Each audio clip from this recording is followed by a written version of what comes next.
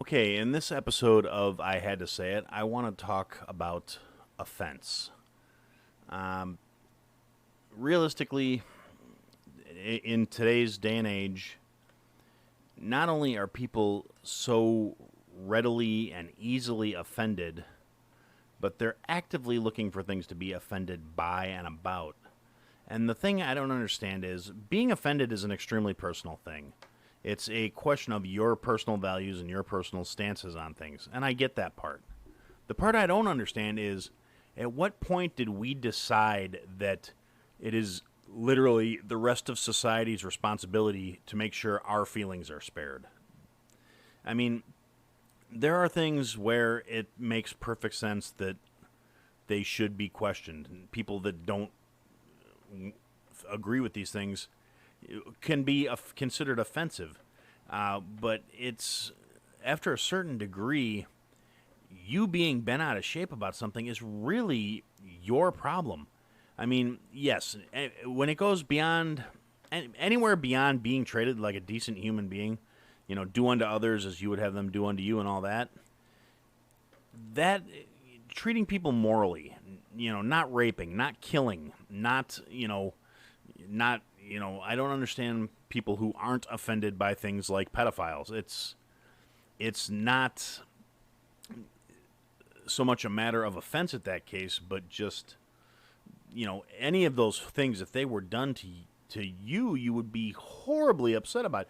There's not a single person I can think of out there that'd be like, oh no, I'd be okay being sold into slavery and forced to do things against my will. There's not one. So yeah, that is a universally offensive thing. On the other side of that coin, though, I don't personally judge anybody based on decisions they make in their own lives as long as it doesn't have any impact on mine. I mean, I hear things I don't agree with all the time. I don't necessarily get offended by it. I just say, it's your choice. Doesn't have any bearing on my life. I don't understand how somebody can get bent out of shape when a person who is literally nothing more than a passing character in their day-to-day life has something that they don't agree with. That guy doesn't think the way I think. Do I have to interact with him? No. Who cares? I'm not going to I'm not going to call his job and try and get him fired because he doesn't think the way I think. I'm not going to try and ruin the guy's life because he doesn't agree with the way I think. I'm not going to get bent out of shape when I say, hey, I don't agree with you. And he says, well, I think you're an idiot. That's his opinion and he's entitled to it. But on the other hand, I also don't go around getting offended because there are people out there that don't agree with the choices I made. I personally respect everyone's right to make certain choices in their life. When it comes to orientation, who you decide. Okay, this is what I want to be identified as. I was when it becomes a matter of identity and the what makes you feel comfortable and who you feel like you are. That is that's up to you. You have to decide who you're going to be. But you need if you're going to go outside of the obvious, the forward stated issues. And I know a lot of people will get bent out of shape about this, but the simple fact of the matter is, for example, if you were born biologically female and you have physically feminine traits, but you have chosen to identify as agender or neutral or non-gendered or non-binary or how there's I think 70 some options out there right now. I honestly haven't dug into it too deeply because again it's one of those doesn't directly impact me things. I will respect whatever choice you made, but it's a little ridiculous to get bent out of shape if you were born female and have feminine traits and I call you miss or ma'am or whatever the case may be, you really shouldn't get immediately offended that I didn't know you have a non-binary preference when it comes to your pronouns. Saying, oh my God, that's so offensive, you didn't even consider. No, I didn't. And I'm willing to accept the correction. If you say, well, excuse me, I prefer to be referred to as XYZ, I'm willing to work with you on it. If you get in my face and start screaming and acting like I just got done relieving myself on your parents, which, some of these people may actually not have a problem with. I don't know them. I don't know if their parents were complete assholes. But that doesn't warrant necessarily flying off the handle because I'm not a mind reader and I can only base on my personal observations and senses. I guess what it boils down to is, why can't we all just be cool? There's really no reason to get wrecked over this stuff. But today, everybody is so concerned with, feeling validated and feeling justified. And there are a lot of things out there that people need to be heard about. They need to be validated and justified. There are very real issues that, that when it boils down to discrimination and not being treated fairly. And it goes back to treating people like they're a people. Those things need to be addressed. You need to be offended by those things. You need to get offended if you are being treated less than human because of anything that is a legitimate concern. But it has to be you are being treated that way. You can't fly off the handle over a unintentional or a slight that was not meant to be a slight. It wasn't some personal dig, whether it was somebody misspeaking, not being aware of what they're misspeaking about, simple ignorance. I mean, as long as it's not a actively aggressive and hostile act towards you, you really shouldn't fly off the handle as soon as somebody says something. It not only weakens your stance when it comes to trying to get respect. Respect over and over is a two-way street. You have to give a little to get a little. Everyone should be treated respectfully, yes. But if you walk into a situation and you're walking in with a chip on your shoulder and ready to be pissed off and offended, you come off instantly disrespectful and you are not going to be treated the way that we should be treating each other regardless. You're not going to be treated with respect because you're radiating the fact that you're not there to give anybody any respect. But you're never going to change anybody's mind, leading with righteous indignation and waving the flag without trying to have some sort of dialogue or discourse. If somebody offends you, you're a lot better served to say, calmly and rationally, excuse me, this is why I have a problem with X. You get in somebody's face and start screaming, you're never going to change their mind. They're instantly going to go on the defensive. And at the end of the day, you're both going to wind up upset, feeling like crap. And I don't understand why it has to be, everyone has to be on the defensive to avoid triggering people instead of just being able to acknowledge we all have our differences and, talking like grown-ups. Little kids throw tantrums. Adults are supposed to, have dialogue and discourse. And if we can't get past the problems and fix the little stuff, the big problems in this world are never going to get better. And, it's kind of a reoccurring theme in pretty much everything I talk about is you can't change the world. You can only change the little things around you. But if enough of us do it, the world will change. It's, flying off the handle and waving your flag of you need to respect my choices and you need to do this and you need to do that is not going to change anything when you're trying to tell people on a global scale you have to believe what I think. If you can offer reasons, you can offer logic, you can say, here is why this is what I need, you're a lot more likely to get some kind of response.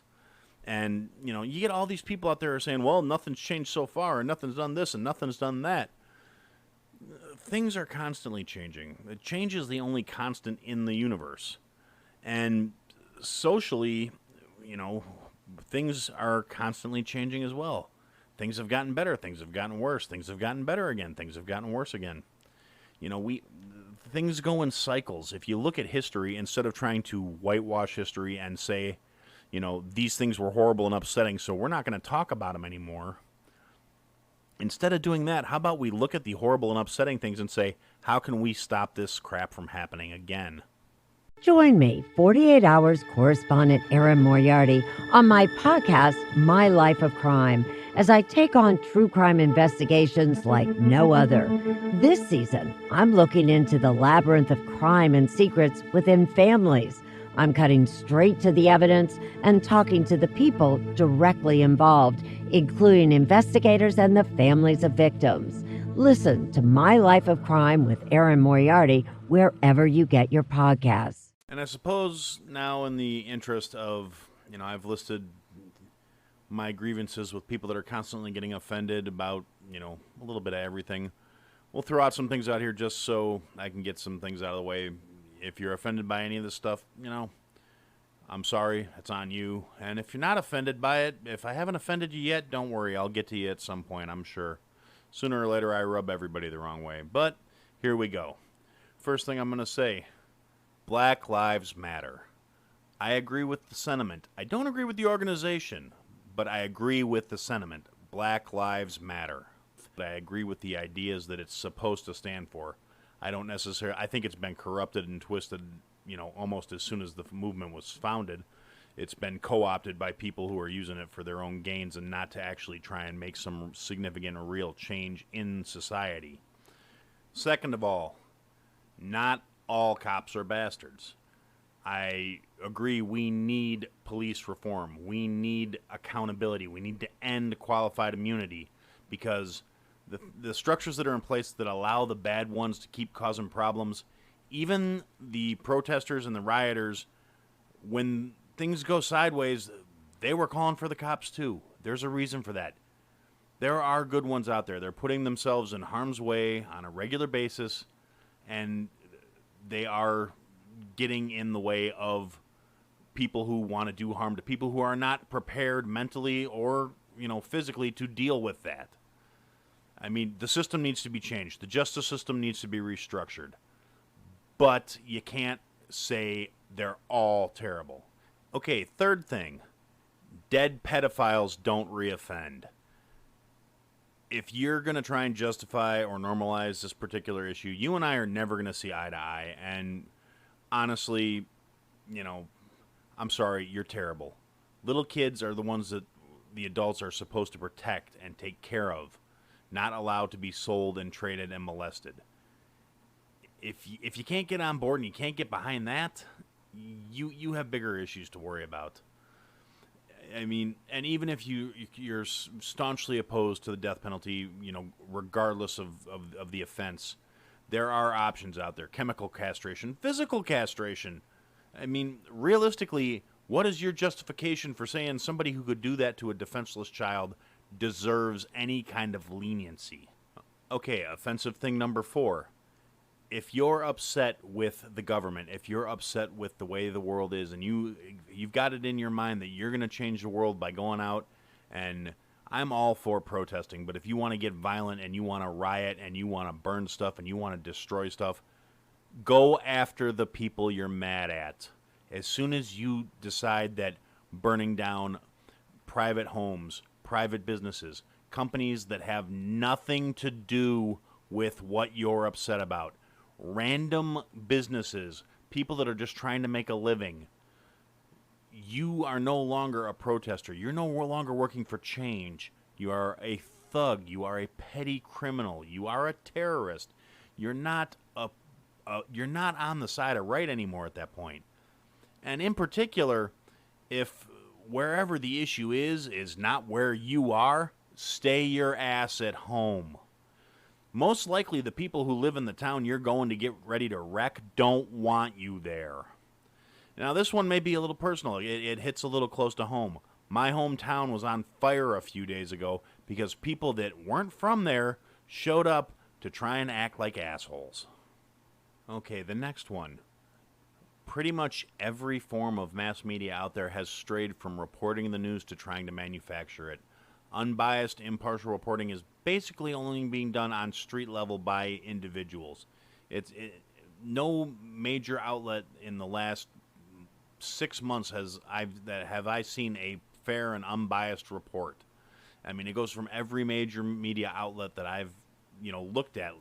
Local affiliates, they're okay. They keep, they try and keep things, local and accurate. But, there's always somebody higher up the ladder that's telling them what can and can't be said, and everybody's got an agenda these days. And on my last point for this particular podcast, I'm going to go a little bit political and say both of the major political parties out there are screwing all of us. It's something we all know, and everybody shrugs it off and says, well, what can we do? It's one or the other. I've got to vote for the right lizard or the wrong one might get in office. It's a Douglas Adams reference. Look it up if you're really curious about it. The guy's got a lot of good points. But I digress. Our government was never meant to be a career. It was never meant to be a two-party system. We have all gotten so used to that's just the way things are, that none of us think there's anything we can do about it. Everybody always says, third-party candidates are a waste. They're only a waste because everybody has the mentality that they're a waste. If we all got our shit together and said, hey, if we tell these guys we're done dealing with them, we might actually be able to make a change. There's a lot more of us than there are of them, and they only, wield this power over us. Not to sound like a conspiracy theorist, but they only get away with it because we think they can. If we tell them, no more career politicians, no more lifelong pensions, no six-figure pensions after you do one term in office, and that's not local government. I'm a firm believer in local government. I'm talking on the national level. You do one term in office as a senator or a congressperson, you get a six-figure salary for life at the expense of the American taxpayer. You get the best medical coverage in the country. You get basically everything handed to you. It's not right, and we need to make a change as people. And, people say, well, you don't agree with this, you must be for that party. You don't agree with that, you must be for this party. Simple fact of the matter is, I don't agree with Republicans or Democrats. There's good ideas in both parties, and there's very few good actual leaders. They're not leaders, they're con men, they're hustlers, and when everybody focuses on the presidency, but the simple fact of the matter is the president changes at the most every 8 years. You have congressmen that have been in office longer than some of us have been alive. The problem isn't, the president is technically the commander-in-chief, not the one who's passing all the laws and setting all the policies in place that actually steer the country. You want to fix the problem, you have to go to the root. Not the figurehead, you got to go to the roots. You cut the top off the tree grows back. You dig the roots up, it dies.